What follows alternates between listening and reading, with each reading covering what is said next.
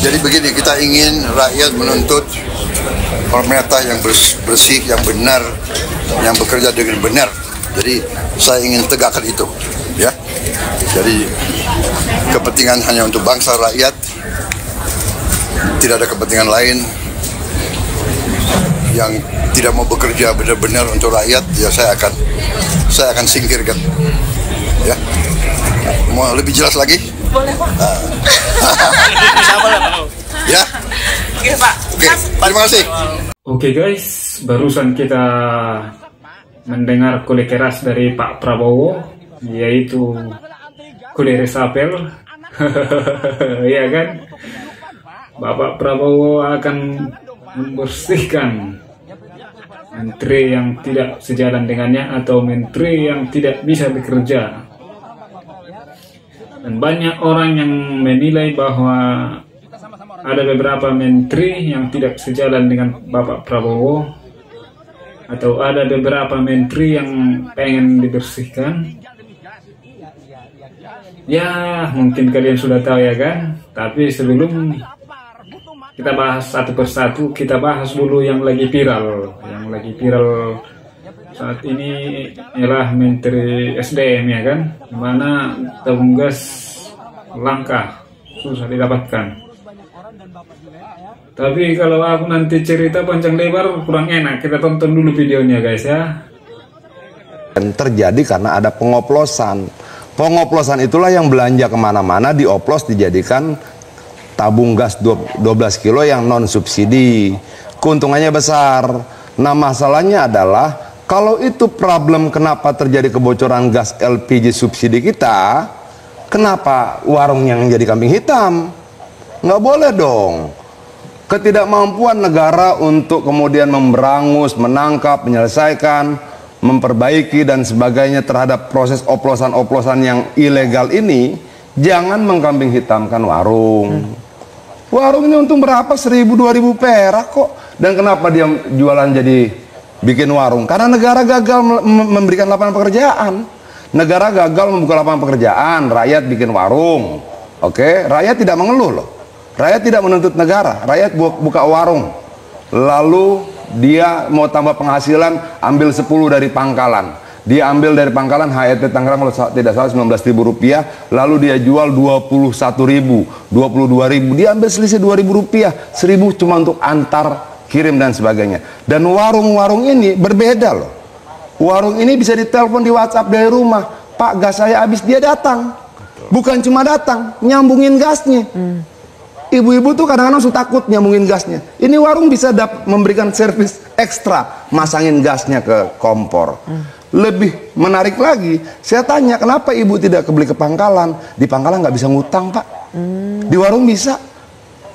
Sama seperti kita ngutang beras, kita ngutang minyak, di warung tetangganya bisa. Dia bisa Pak, saya utang dulu Pak 1 tabung. Kenapa? 1 tabung kan tuh 7 hari rata-rata penggunaan keluarga. Oke. Nanti hari ke-7 hari Sabtu suami saya baru gajian, baru saya bayar. Boleh. Jadi kalau warung harus berubah jadi sup pangkalan gimana tuh Bang Adian? Kan warung sekarang harus berubah menjadi sup pangkalan. Itu cuma ganti nama, ya warung aja. Tapi tepat tidak secara substansi, warung harus ditertibkan berubah jadi sup pangkalan. Ketika kemudian diatur sedemikian rupa, akan ada beban baru buat warung. Beban buat pangkalan apa? Harus memiliki tabung sendiri 50 sampai 100 tabung. Harga 1 tabung kita anggap 160.000, dikali aja 16 juta untuk tabungnya doang.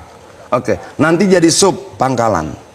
Mereka harus beli tabung lagi berapa? 20, mungkin 25, mungkin 30. Ini bisnis tabung apa bisnis apa sih ini? Itu loh. Bang Adian, ya, maksud tadi oplosan itu di mana? Kenapa? Oplosan itu ada di mana? Di banyak tempat. Bukan. Dong. Maksud saya di dalam sisi distribusi di pangkalan kah, di agen kah, atau di atasnya? Loh tidak ada. Ini mesti dijelaskan ke masyarakat. Abang, maaf ya. Dia terpisah. Ya. Oplosan ini bukan agen, bukan pangkalan, bukan warung.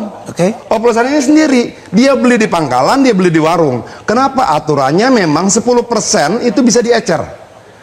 90% end user.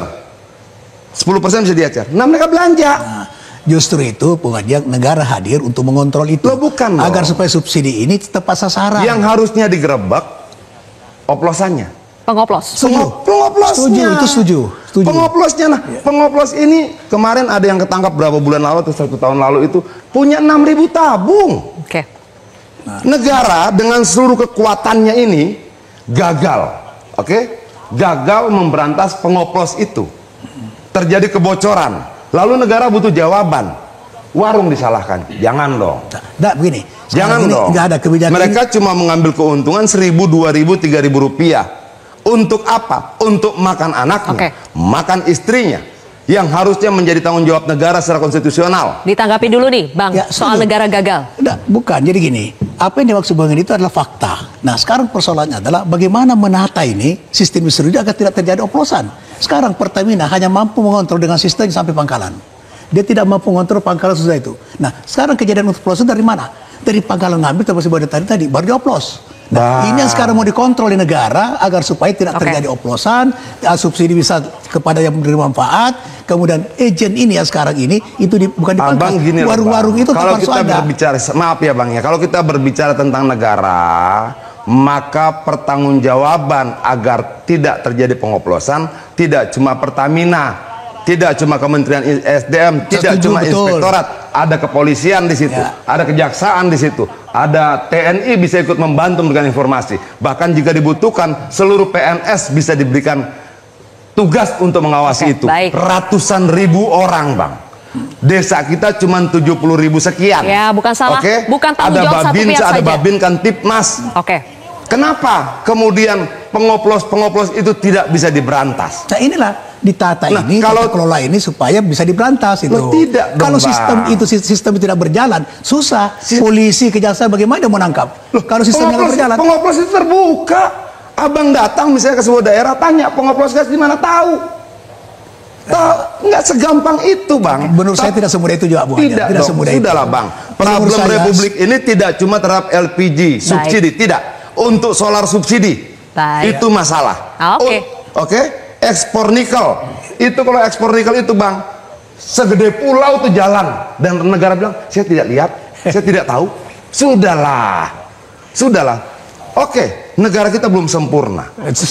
Negara kita masih berproses untuk menjadi lebih baik. Tapi justru itulah yang ditata. Jangan buruk rupa cermin dibanting. Tapi jangan warung rokok disalahkan. Tapi jangan rakyat kecil dikorbankan. Gak ada. Saya luruskan kemudian. Tidak ada kebijakan negara sekarang di mana warung dikorbankan. Enggak. Sekarang warung itu bagaimana ditingkatkan, dinaikkan pangkatnya. Itu kan ketika lahir protes, Bang. Kalau kita runut peristiwanya, warung tidak boleh jualan dulu, harus langsung beli ke pangkalan. Lalu ada ibu meninggal. Kalau saya mau ralat ya penjelasan keluarganya, dia datang, berapa berat 1 tabung LPG? 5 kilo, 3 kilogram. Dia tenteng itu 5 kilogram, jalan kaki 1 kilometer, sampai lokasi dia antri. Setelah sampai gilirannya, disuruh pulang lagi karena tidak bawa KTP. Dia balik lagi, bawa nenteng 5 kilo lagi. Hanya untuk ambil KTP. Lalu dia balik lagi ke sana. 1 hari untuk membeli 1 tabung gas itu, dia bolak-balik 4 kilometer.